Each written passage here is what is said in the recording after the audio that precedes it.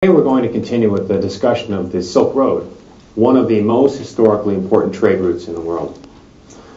Now, as you know, the Silk Road was a major trade route between Europe and Western China for about 1,500 years. It was used from about 100 BCE until about 1400 CE. There had been some trade across Central Asia before that, but it wasn't until about 100 BCE that trade between Europe and China increased significantly.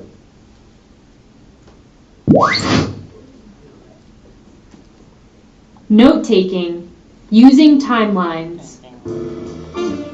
History lectures like this one often have a lot of important dates and numbers. You've heard some already, right? And there's more to come. A timeline is another great way to track dates. Here's an example of how you may have noted the information you've heard so far.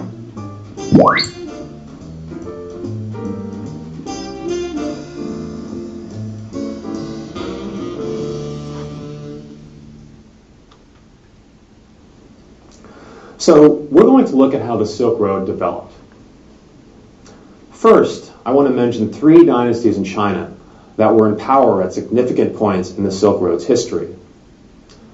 Dynasty here means a group of rulers or a family with political control. First, the Han Dynasty.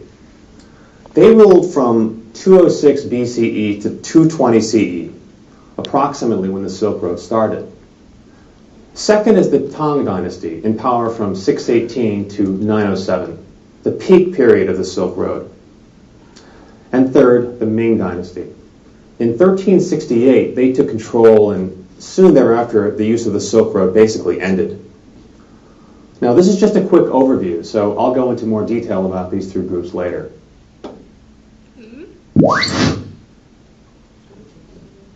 Listening. Recognizing speaker's cues.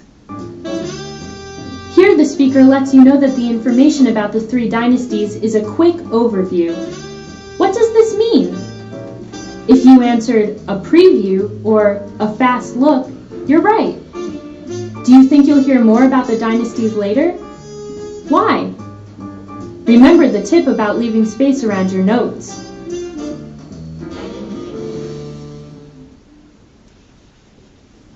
Now, most people say the Silk Road, but it wasn't only one route. It was a network of routes between China and the Mediterranean Sea.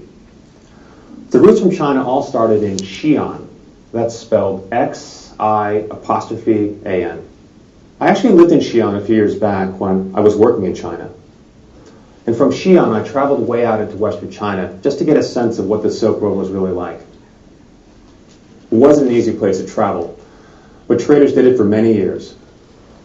Now, going forward, you should know that Xi'an was actually called Zhang'an during the time of the Silk Road.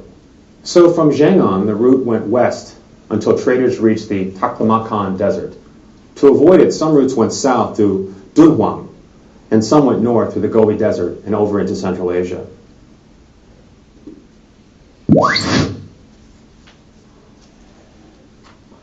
Listening. Spelling key terms. Why does the speaker say these names slowly? Are these names that you already know? Or are they new for you? When a speaker says a name or a new term slowly, it's probably important to your understanding of the lecture, so be sure to write it down. You may not be able to spell the term correctly, so just try to sound spell it. Later you can look up the correct spelling, or you can ask the speaker to spell it.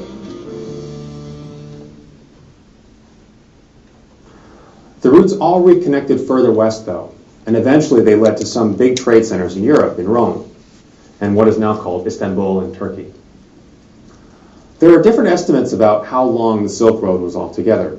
We're going to go with about 5,000 miles or 8,000 kilometers.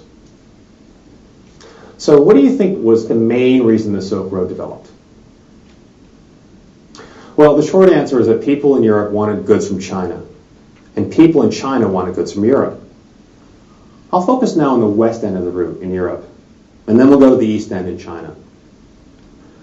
On the west end at the Mediterranean Sea were the Romans.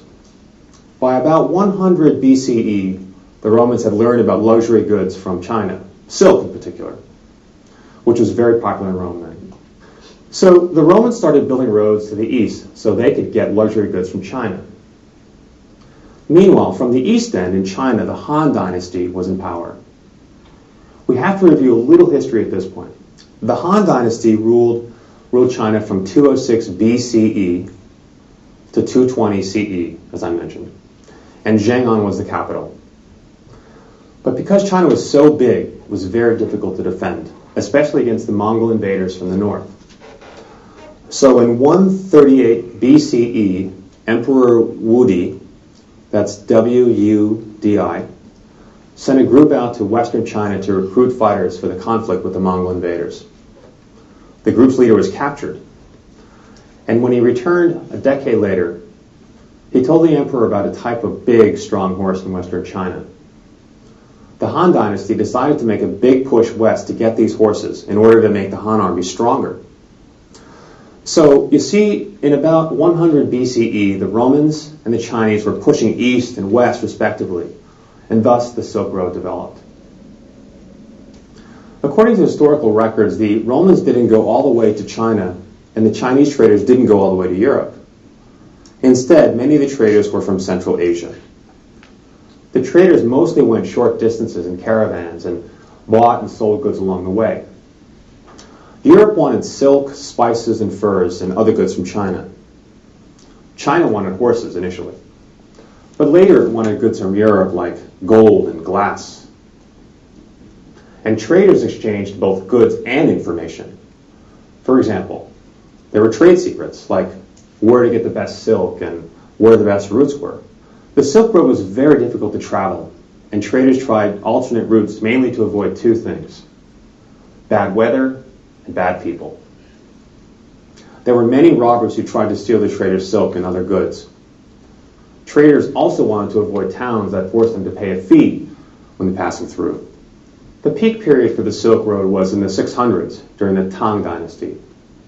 Zheng'an was very big and very prosperous then.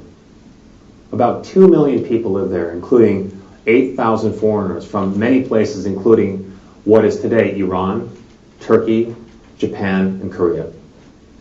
By the early 900s, the Tang Dynasty lost power, and trade on the Silk Road declined sharply because there was fighting and it became much too dangerous for the traders.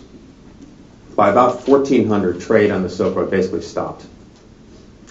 There were two main reasons. One, in 1368, the Ming Dynasty took control, and they didn't want any contact with foreigners. And two, European traders began to prefer ships, which were faster and safer than the Silk Road.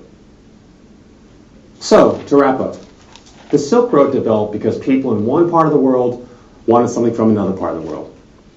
In recent years, people have talked about globalization as creating new Silk Roads. We'll take up this idea next time, okay?